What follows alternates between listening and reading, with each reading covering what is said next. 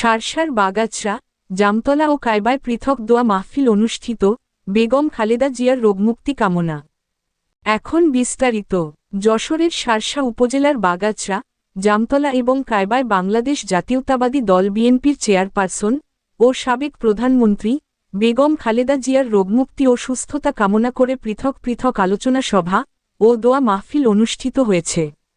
সোমবার বিকেলে বাগাছড়া ইউনাইটেড মাধ্যমিক বিদ্যালয় মাঠে উপজেলা বিএনপির সহ-সভাপতি জামাল উদ্দিনের সভাপতিত্বে ও সাধারণ সম্পাদক জাহাঙ্গীর হোসেনের সঞ্চালনায় এক আলোচনা সভা শেষে দোয়া অনুষ্ঠিত হয়।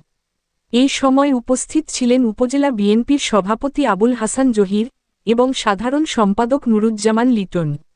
দোয়া পরিচালনা করেন বাগাছড়া কেন্দ্রীয় জামে মসজিদের ইমাম মাওলানা খায়রুল আলম। অপরদিকে বাগাছড়া ইউনিয়নের ৮ নম্বর ওয়ার্ড বিএনপির আয়োজনে জামতলা ডিএসটি মাধ্যমিক বিদ্যালয়ের মাঠে দোয়া মাহফিল অনুষ্ঠিত হয়। দোয়া পরিচালনা করেন ট্যাংরা হাফিজিয়া মাদ্রাসার ইমাম হাফেজ মাওলানা হাসান কবির।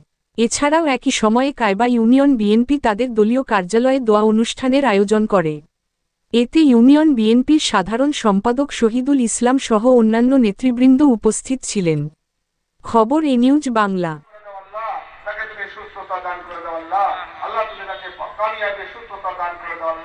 পরিপূর্ণ সুস্থতা দান করে দাও আল্লাহ।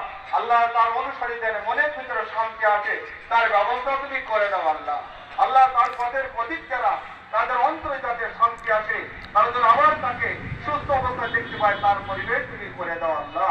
রব্বুল আলামিন আমাদের দোয়া করা তোমার হাবিব কেমন বলে কবুল করো আল্লাহ। আল্লাহ আমি গুনাহগার, আমি গুনাহগার। অনেক প্রিয় বান্দা হাত তুলে সেখানে আল্লাহ। আল্লাহ যার হাত থেকে পছন্দের হাত তুলেছিল তুমি কবুল করে না আল্লাহ। আমাদের দোয়াকে তুমি কবুল করে না আল্লাহ। আমাদের দোয়া ফিরিয়ে দিয়ে না আল্লাহ। আমাদের দোয়া ফিরিয়ে দিয়ে না আল্লাহ। আমাদের দোয়া ফিরিয়ে দিয়ে না আল্লাহ। আল্লাহ তুমি শিফা আজলা কামেলা দান করে দাও আল্লাহ।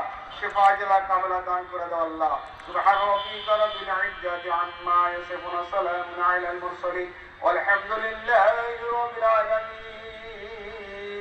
وجل آخر كلماتنا عند الموت لا إله إلا الله محمد رسول الله.